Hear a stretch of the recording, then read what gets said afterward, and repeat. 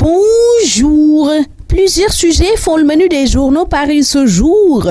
L'AS nous fait part d'une fusillade meurtrière au Burkina Faso et titre « Des terroristes frappent encore Ouagadougou ». D'après l'AS qui cite les confrères de RFI, les tirs ont été entendus en début de soirée dans un café-restaurant de la capitale burkinabé. La cible de l'attaque, c'était le café-restaurant Istanbul, un cadre situé sur l'avenue Kwame Nkrumah. C'est dans cette rue de la capitale burkinabé que se trouve aussi le café Cappuccino qui avait été la cible d'une attaque terroriste en janvier 2016, indique ce journal qui donne plus de détails à sa page 2. Pendant ce temps, l'Observateur révèle que le crash de Sénégal Air est enfin élucidé. Ce journal indique que les conclusions de l'enquête technique de la BA ont été transmises aux autorités sénégalaises le 10 août dernier. Le copilote ne remplissait pas les conditions préalables pour conduire sous l'immatriculation sénégalaise, si on en croit le journal du groupe Futur Média, qui révèle aussi que l'avion surexploité n'était pas entretenu régulièrement malgré plusieurs recommandations. Son altimètre défectueux serait la cause principale de l'abordage avec l'avion de la compagnie aérienne Seiba, d'après toujours l'Obs. Les Échos nous fait part d'un changement de cap et de commandant à Air Sénégal SA. Le directeur général de la boîte, depuis sa création il y a un peu plus d'un an, Mamadou Lamine Sow, a été relevé de ses fonctions jeudi dernier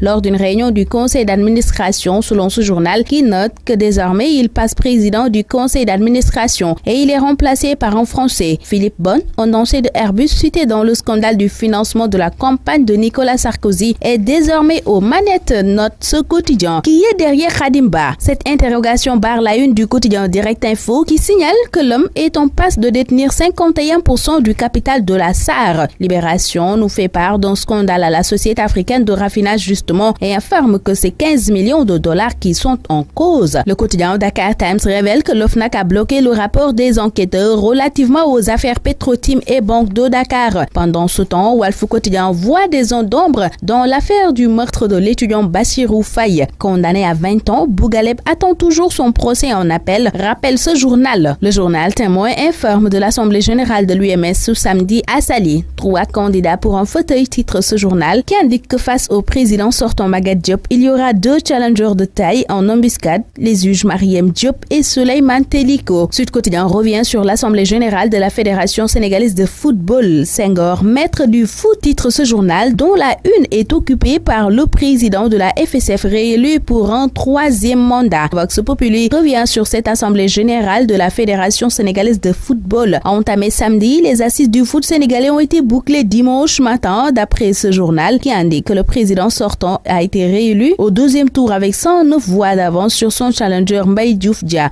Les travaux se sont déroulés sous une vive tension, signale ce journal. Et le journal Enquête nous conduit dans les coulisses du triomphe de Maître Augustin Senghor, réélu à la tête de la Fédération sénégalaise pour un 3e mandat. Ce journal rapporte les menaces de Mbaye Diouf Dia avant le vote et rapporte aussi les propos de Maître Augustin Senghor qui déclare, je cite, « travailler avec Sayer Seck pour booster le football professionnel ». Mais pour Salif Samb, le président du Stade de Mbour, Augustin doit changer son entourage qui l'endort. Dans le journal du sport Stade, l'on signale Mané en fanfare. Ce journal revient aussi sur le match Guingamp-PSG qui s'est soldé par un score de 3-0 et note le récital Neymar. Bonne lecture à tous.